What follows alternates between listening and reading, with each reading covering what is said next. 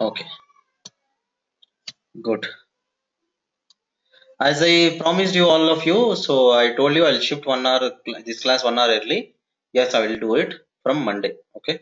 So, and as I told you, plan for weekends. Okay. So at least 1 2 hours. It's up to you. If you all say I don't come, no class. You come, class. You don't come, class. No class. Okay. As simple as that. Don't worry that, okay, I'll take class in any case and give you the recording and go through it. No, there is nothing like that. It will not happen. And you can attend the training how many times you want, no problem. See, after 20 days or 30 days training completed doesn't mean that you need not contact me anytime after that. There is nothing like that. I've seen guys who are right. I gave training 2 years back also are coming now again because they want to learn Tableau again, search for job, right? So such kind of things might happen. So you can come and sit for training in on any day, no problem. Okay, so that's a possibility always. Okay, there is nothing like that. You don't come such kind of things. Okay, and for all such kind of things, you contact me directly. If you try to contact your institute, so I don't know what they will say, you have to go as per that. But if you contact me directly, just send a mail saying that I need to sit for class, send a link, I'll send you the link. Okay, as simple as that. Now we saw some charts, we'll see the remaining charts. I think we didn't see histogram. Okay, so I'm just randomly choosing the charts here, as I told you. So we didn't see histogram. Can one of you read what is there at the bottom of the show me? One measure One measure. creates a bin field Hmm. available for all measures. Correct. So you should read it completely as you read now. So it is one measure, but creates a bin field is there. Only one measure. How you will get a chat? Let's choose one measure here. So I'll choose sales only, and I'll right click on it. I think right. So I'll go here and create bin. What is bin? Right? Bin, basket, in ranges of, in groups of, in sizes of, everything is same. What is that? For example, you have a number series 1, 2, 3, 4, 5, 6 up to 100. Okay, and I asked you to group it by 10, right? The numbers like 2, 3, 5, 7, 9, right? 4, 5, 6, all these things will fall in the range of 1 to 10. Okay, 1 to 10. 11, 13, 15, 16, 17, 19, all these things will fall in the range of 11 to 20. 25, 26, 27, 23, 22, 21, all these things will fall in the range of 21 to 30. Like that, it goes on. That is called as binning. That is called as basketing. That is called as, right, various things. Okay, so that's binning, that's basket, all that. Now, in the example which I gave you, okay, so in the example which I gave you, I clearly told you 1 to 100. Minimum value is 1, maximum value is 100. And I told you group it by 10. That is, that basket size is 10. I told you clearly. But who will tell the system? Okay, how you can tell the system? So if you see here, Tableau by default, so it is showing you the minimum value and maximum value of that field which you considered sales. So you are seeing minimum here, maximum here, and you are seeing the difference also. Okay, difference also here. So, and number of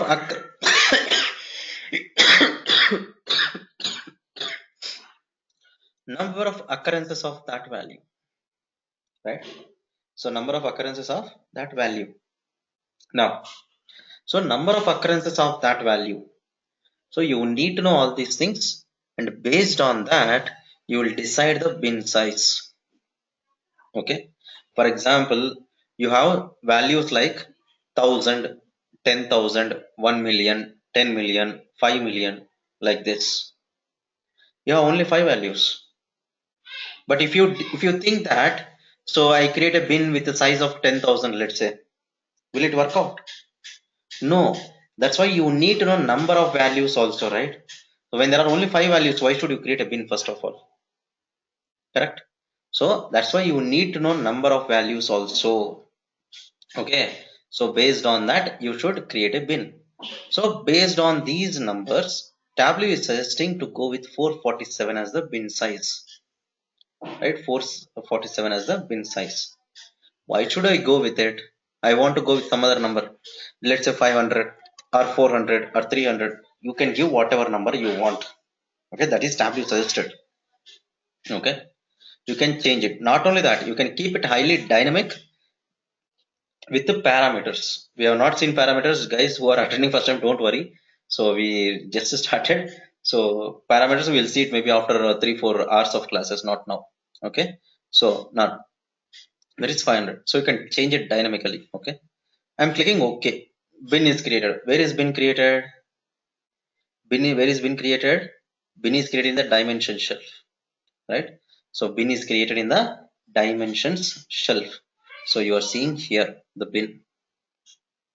Okay, so you are seeing bin here, remember that. Okay, so you are seeing bin here. Okay, good. So now what I'll do, I'll click on the measure here and the bin here.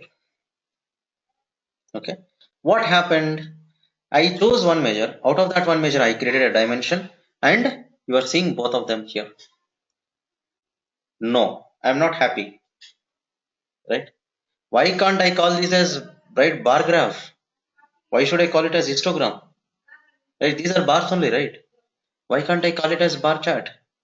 You can't, because the only difference between a histogram and bar chart is bin only.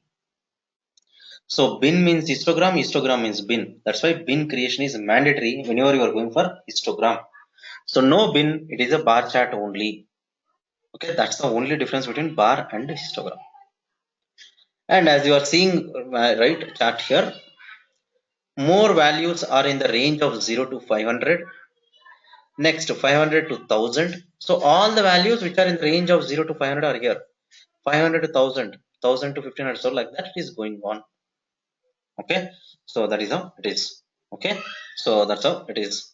So 0 to 500, 500 to 1000, 1000 to 1500. So like that it is going on. Clear? Good. Okay, so this situation, right? For example, if there are some students who are writing exam in the class. You want to know how to write students scored in the exam. How many students scored in 90 to 100 range, 80 to 90, like that. So you can go for that. Instead of sum here, you can go for count of students, if it is count. Right? Of course, you can display the label always. So this you can do, right?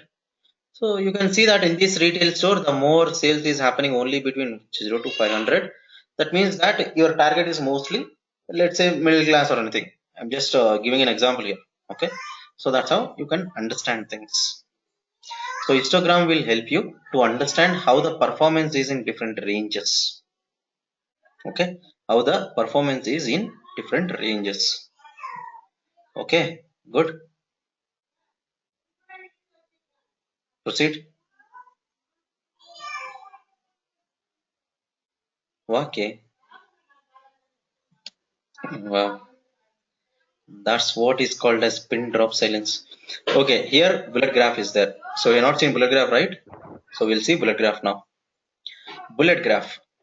Bullet graph, very useful chart, but not really used infrequently. So bullet graph is, it will help you to understand how your original values are performing with respect to goals or targets. Okay, bullet graph will help you, right, to understand how your original values are performing with respect to goals or targets. Every one of us will have target, right? This year I have to earn this much. This year I have to get a job. This year we have to spend this much. This year we have to go for a tour. But I'm talking about only measurable goals here, right? Tableau is a visualization software. So, right, it is. So we are going for a measurable goals here. Of course, money related, obviously, sales, profit, such kind of things. We'll see what we can do. Okay. And so what I'll do here is, for the sake of a chat, okay, for the sake of showing the data properly here, so I'm choosing two measures and one dimension just for the sake. and I'll go to show me directly and click here. Now, here, don't worry about this chart and look and feel. When we see reference lines, I'll clearly tell you about each and every point and how to create this chart manually, because reference lines concept is almost 1 hour class. So if I start doing it now, again, we'll deviate. So don't want to do that. But remember, I'll show you how to create it completely manually when we start reference lines. Okay. Now, here, first thing is you are seeing a white line here. That white line is a formatting line. It is not at all related to the chart in any way. That is there always. That line is always there. So if you see here, but unfortunately here the gray color background, it is showing clearly. White color line, right here, it is not showing, you see. So that is called as grid line. You go to format and see lines here, you go there, grid line it is, and it is only vertical, that is columns. Okay, so you see that it is not there in the sheet, it is not the rows, it is columns. Okay, I'm clicking none there. Okay, so that's how it is. Okay, good, clear. Okay, so that's how it is. Okay, so that is how it is. Okay, good then. So Okay. here it is. Next, so here, right, there is no white line there. Okay, got it. Now, so now coming back to the point here, first of all, you are seeing a black color line. That black color line is nothing but your target. For copiers, this is your target for this year. For art, this is the target for this year. For binders, this is the target for this year. Okay, I use sales to set the target. Okay, now that is called as a reference line. As I told you, it is called as reference line. If you right click here on the axis, you'll see reference line. You can go there and you can change it if you want to. It need not be black color, it can be many colors, many formats, many things are there. We'll see that later. I don't want to deviate now. So that is reference line. Now, with respect to that line, okay, here you have something called as 80% of the target and 60% of the target. Why? Why? Because we are just 4 months in this year. Within 4 months, there is no possibility that you can reach, right, your target. So you want to understand clearly where exactly you are placed today. Did I achieve 10%? Did I achieve 20%, 30%, 40%, whatever it is? So I want to understand that. That's why Tableau has given you this distribution. Okay, it is called as distribution. Again, if you right click here, so you can see here.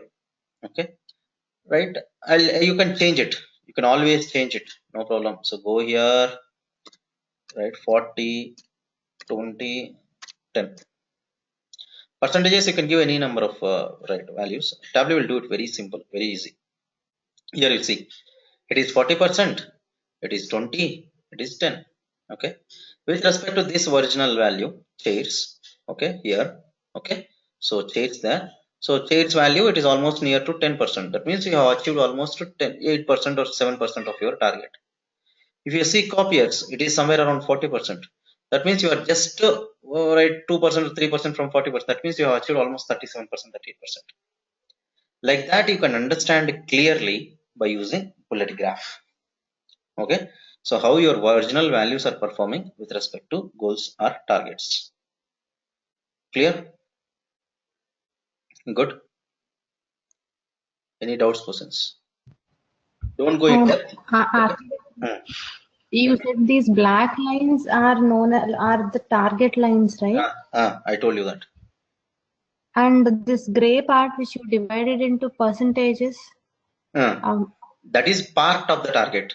So that you can understand things easily. You can remove it totally if you okay. don't want. Just for understanding purpose it is. Okay. Okay. So what is this here? If you see 40% of the target, 20% of the target, so that you can understand. So for example, this bar is here. So you can understand that it is almost to 40%, right? Somewhere around 37, 38%. How I can tell you that? Because it is close to 40%. Just an approximation. So understanding is easy, right? So that's why. Ante like this gray part is totally 100% అట్లానే కదా ఇప్పుడు 100% you will divide This it into is parts. 100%. This is your 100%. Okay. This is 100%. If you take 40% of this, what will happen means it will come here. ఇప్పుడు మళ్ళీ ఆ 40 ఇప్పుడు like there are 2 more gray parts in the same thing, right? So ఇప్పుడు ఆ 40% లో ఇంకా division ఇది like 100% లో ఇది 20%, right? I think everybody knows Telugu here. So this 100% లో ఇది 20%, సో హియర్ 10%. ఇక్కడ 40% ఎలా వచ్చిందో ఇప్పుడు ఇది ఎంత అండి వాల్యూ చెప్పండి. 149, రైట్? 149 లో Ramakrishnan, I don't understand Telugu, sorry. Okay, no problem. So out of 149, what is the 10%? 49. 14.9. 14, sorry. Okay, so ఇక్కడ 10% లో చూడండి, అక్కడ 10% లో right you see that 14,953. Okay, that's all. Okay, just for the sake of understanding, comparison understanding. Okay. I understood. Fine. Okay, good then. Shall we proceed? Yes. Okay, good. Now, so I have a question. Can you go back to that bullet chart? So this 100%, where is that data coming from? Is it coming from an Excel sheet, or is it coming from a row from an Excel sheet? Okay, it is coming from this here, sales value. Okay. I mean, like, is that, can you open and show like where each of the things are? Okay, you can right click here. You can write, if you want to see the data, you can go to describe and see the data. Okay, here it is. Okay. But why is there are a lot of data points, but why is it just looking like 0.4 and this? So where is the entire raw data? How do I see that? Okay, entire raw data, if you want to see, you will see here view data. You can click on that.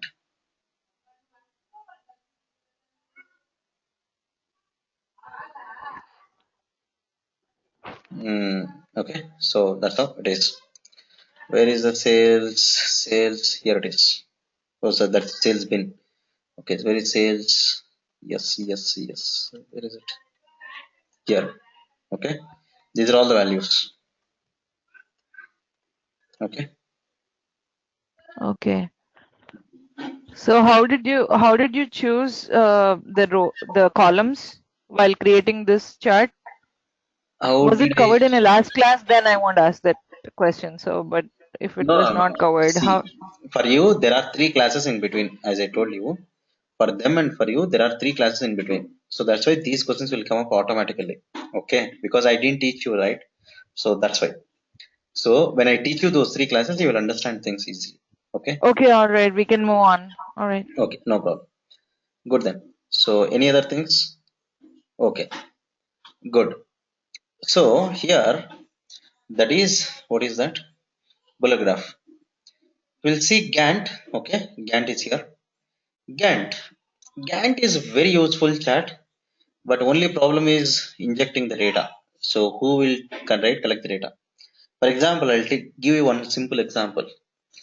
So all of you are there, right? Most of you have family. I don't know if anybody bachelor is there.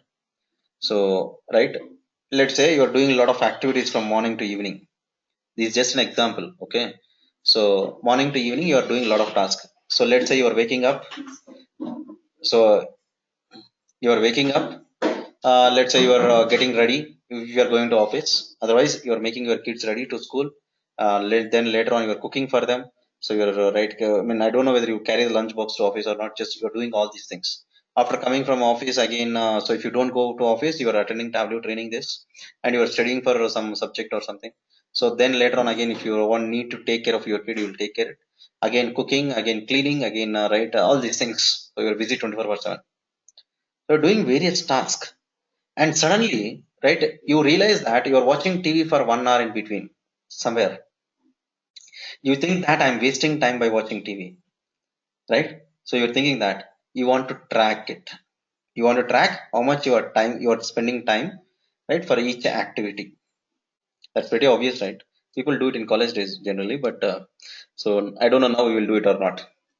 So you want to track it in last 1 month, how much I have spent my time with my family, with my kids, with my right TV, so with my right internet, all that, right, browsing, so or watching movies, whatever you will do it.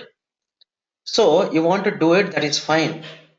But every time you wake up, who will enter that time into Excel? Every time you are watching a movie, who will enter that time?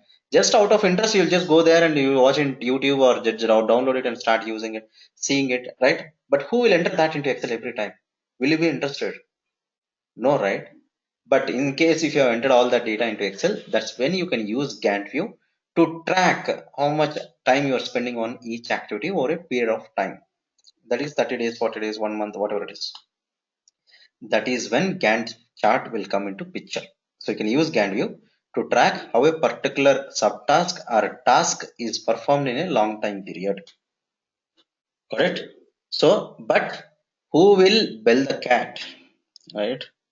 That question, no answer. That's why many people stopped using Gantt view. Otherwise, it is a very useful chart. Now, right, as I told you, data is always problem with Gantt view. Now, here the data which you are seeing here is Amazon data. Okay, Amazon data. So what Amazon does? So what you will do in Amazon? You will order some item. So you will get that item maybe in. So you'll order some item. So you will get that item. So let's say in few number of days, based on the item you ordered, and based on the offers, flexibilities, whether you're paying extra or not. So based on various factors, you'll get the product in particular number of days. Correct? How far you are staying from a warehouse. So various things. Okay.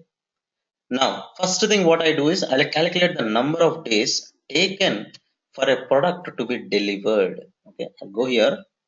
Okay, so here you have calculation. I'll say days here. Okay, so I'll go here. I have to do a simple calculation here. Let's do a date diff here.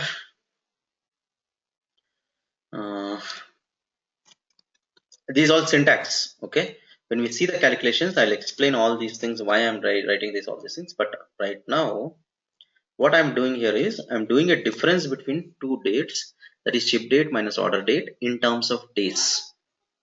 Okay, so in terms of days, ship date minus order date in terms of days. Okay, I'll click OK.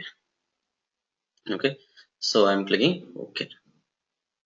Now you need a time period, right? So I'll choose order date. But here, when I'm choosing, in order to get the Gantt bar, okay, Gantt bar will come up automatically. It is there in mark types, so it will come up automatically. So whenever you are using long time period, okay, whenever you are using long time period, Gantt bar will come up automatically. So that's why I'll go here, right, and choose some week or something. Okay, just long time period. That's all. Now I'll choose some products. Okay, obviously. So for each product, when the product is ordered, so that order date is there. Now size is there, color is there. Okay, size is there, color is there. I can drag and drop these dates on size.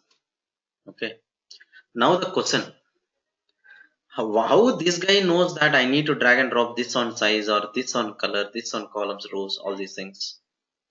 Only through practice you will get to know, as I told you. So in the previous class only, you can do it manually, right? Or you can use chart, right, to show me directly. But either ways, it is all about practice only.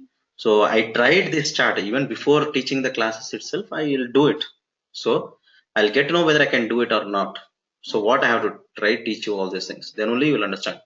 So that's how it is. First time, even I didn't get it. Even I don't know, right? So after trying, practicing only, I got up with this chart especially. So this is very high level complexity in Tableau. Remaining charts, if you see, right, any other charts like this, right, understanding concepts and directly showing you, I can show with any data, no problem, right? All I need is just to measure dimension, that's all it is. So I can show any chart. But this kind of charts, right? How I will know it is only by practicing, because you need to know what will happen if I drop here, if I drop here, such kind of things, how Gantt will react. Okay, so through practice only you will get it. Okay, you can go through the video and practice, but now first thing is it has gone into width, size. Okay, by seeing the size here, so you can say how many days it has taken for a particular product to be delivered. So you can say that it is bookcases, then the number of days is 7 days. Okay, and the same bookcases is delivered, right, in 5 days also. The same bookcases is delivered in 5 days also, right? And the same bookcases is delivered in 4 days, so different time periods. Like that, you can see plenty of variance in the data. Okay, now here one more color is there, so I will show color, because based on, right, shipping mode, what shipping mode they are using, right, your right color will change, and according to that you will see which product is delivered when. As you see here, different types of ship modes are there. So same day delivery is also there. You see that same day delivery. Same day delivery is this. Oh, sorry, it should be 0 actually. It is 2. So it is not 2 days. It is same day. 0 days should be there. Ship date minus order date should be same day only, right? So it should be 0. This is also 2. You're finding anywhere orange? Yeah, maybe this one. Yeah, there. Right? So same day delivery. You see. Got it? So that is same day. And of course, there are most of them are in right standard class, as you can see in the color. You can apply this chart to any business. So for example, let's say you have different resources working under you, an IT project or construction project. You want how each task is done by each person. You can do it. Maybe this one is developer, this one is tester, this one is right, right, tester, developers, business analysts, right, various people. So if you see this phones guy is pretty much busy, and paper also. Now you want to assign some task from paper to machines. As a manager, you can just say, dude, I mean, paper is busy, can you take some tasks from paper? Machines also will say, okay. But if you need to go back to the database and just update each and every task, which task is moved to them, how many days it will take for him to complete all these things, it is a bit of a headache, right? Activity start date, end date, whether if they go on leave, that's all, we're gone. So all this headache will be there. So that's why generally people don't go for, right, Gantt chart. Everybody would have tried in their life. Definitely they would have gone for, right, Gantt view at least once or twice. But generally they stop using it immediately. Why? Because inserting the data is the biggest problem. Okay. So that's how it is. Good. Any questions here or doubts?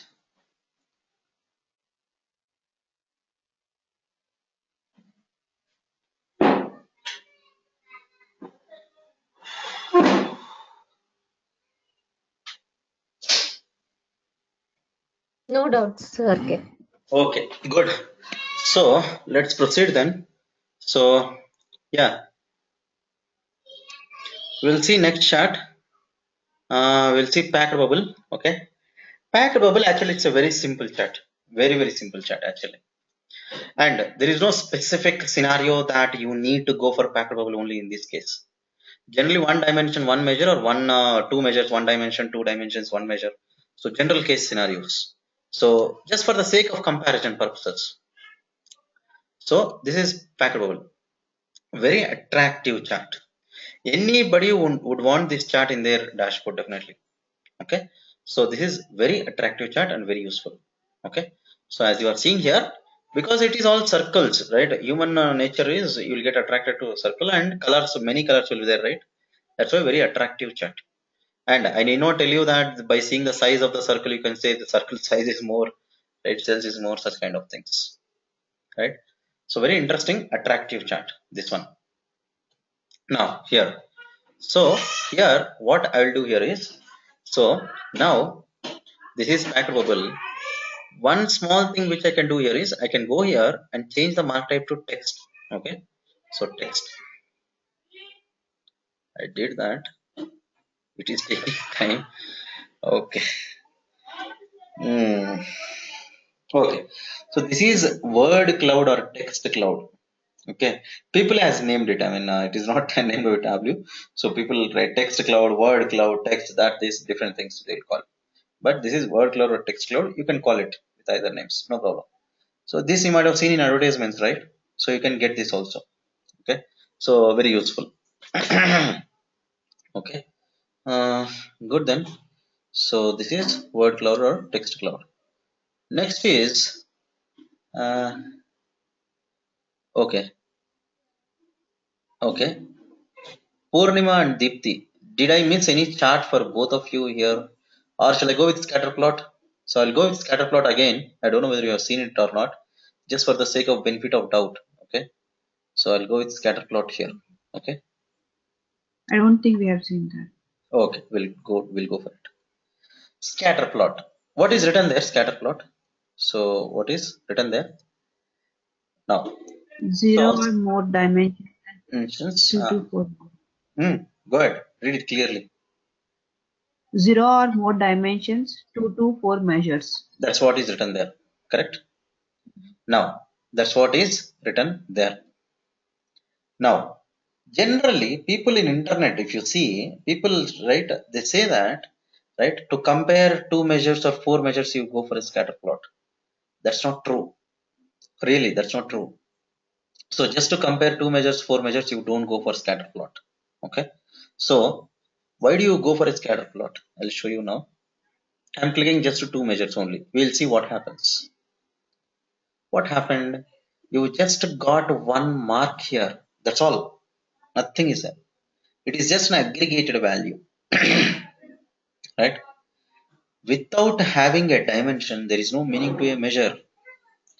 The very famous question, how much you are earning? How much you are earning? You is the dimension there. Right? Without you, there is no meaning to the number.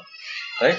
So that dimension will always give definition to the measure. Otherwise, there is no meaning to a measure. So you need a dimension. That's all. Right? So you need a dimension. Next, right? You have one dimension. Now you have some meaning to this. What is this dot means? You can say this is so and so profit and so and so sales for tables. This is for copiers. This is for storage. Like that, it is going on. Right?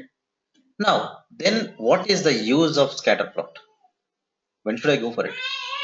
You'll go for scatter plot whenever you want to understand the data distribution, or whenever you want to find out exceptions or outliers. Both are same.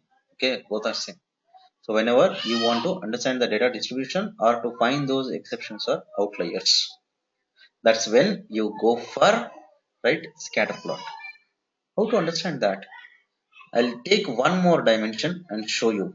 Okay, maybe ship mode only. We'll see. Did I double click? Okay, good. Now here, if you see, most of your data is concentrated here, right? So just observe that. Now I'll take one example. Let's say a retail store is there. So this is applicable to everywhere. Okay, general case scenario this is, but I'm just telling you this example. Let's say some retail store is there. Very simple, very small retail store. That guy is selling chocolates, biscuits, all these things. Daily you are selling some chocolates. But you are selling only 5 chocolates, 10 chocolates, and you are getting some $5 or $10 profit. This is happening regularly, routine, right?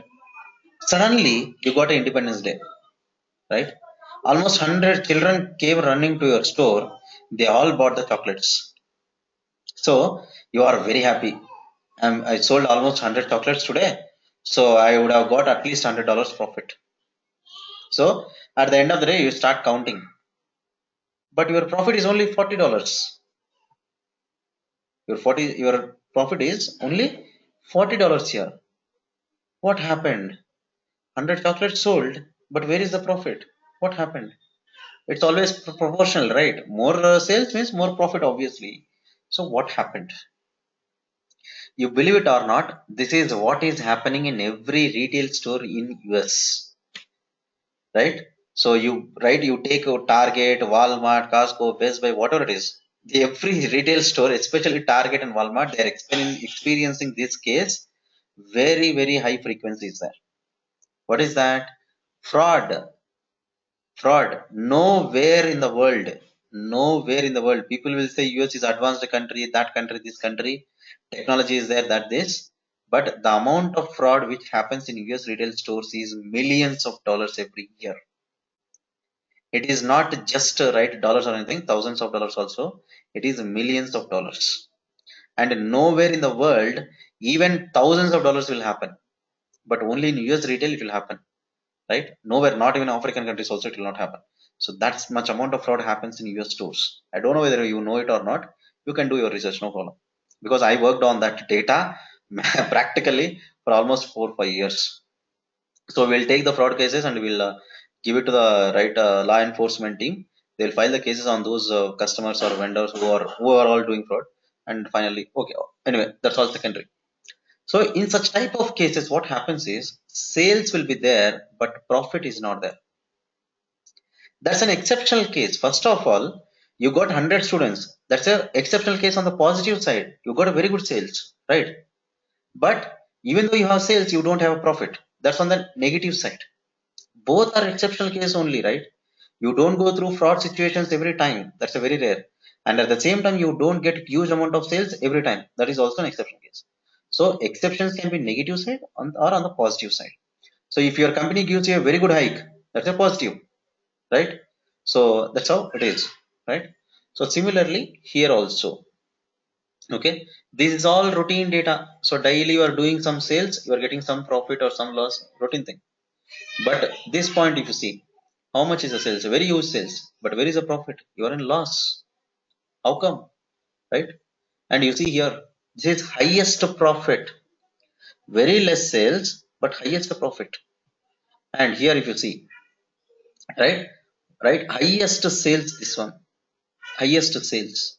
So like this, these points are right exceptional cases. They don't happen daily. Just like your Black Friday, we will not even talk about all these things. You have Black Friday in US, right? What will happen? People will rush to the stores, right? So that's how it is. Right? It will not happen right every time. So that's how it is. Okay. So that's when you can use scatterplot to understand the data distribution so very easily. Okay. So, but when it comes to other situations, so if you go to right, so what do you say? A linear regression, such kind of things, analytical concepts I'm talking about. So people will say that you will use scatterplot to understand the relationship between two variables. Okay, but these two are not variables, right? So this concept is totally different from there. Okay, how you are representing data here is different compared to there. So here we are not doing that. Okay, so that's how it is. Okay, good. So this is scatter plot. So next, so you want to say anything else? Of course, for Vahita and Padmini, I have not taught you anything so much. So we need to see plenty of charts. But for Purnima and Deepthi, did I miss any other chart? Or you want to see any specific chart? Or shall I choose randomly? Yeah, you can choose random. Can I ask something? Go ahead, Padmini. Yeah, I know I haven't attended some classes No, it's not you in have the not attended. order. I didn't teach you, right? Yeah. So Uh, yeah, exactly. uh, So can can we take an example and hmm, um, hmm, go about hmm, determining which is the best chart for which kind of data? hmm. Because you're showing how each chart works. Do you have that coming up? Or Yes. because when you see like newspapers like Economist, the Uh, thing is like what we need to do is determining which is the best representation for what kind of data. So do you have that coming up? okay. Determining, right? You said determining, not data mining, correct? Yeah, determining as in like Got it, got it, got it. Understood. One sec. how do you decide which kind of chart is best for what kind of data? Like the story that you want to tell is conveyed in the chart instead of randomly creating charts. Who is this? Uh, okay.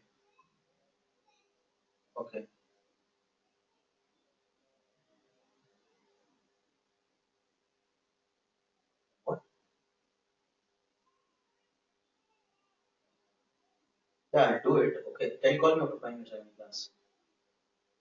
Okay, just 5 minutes.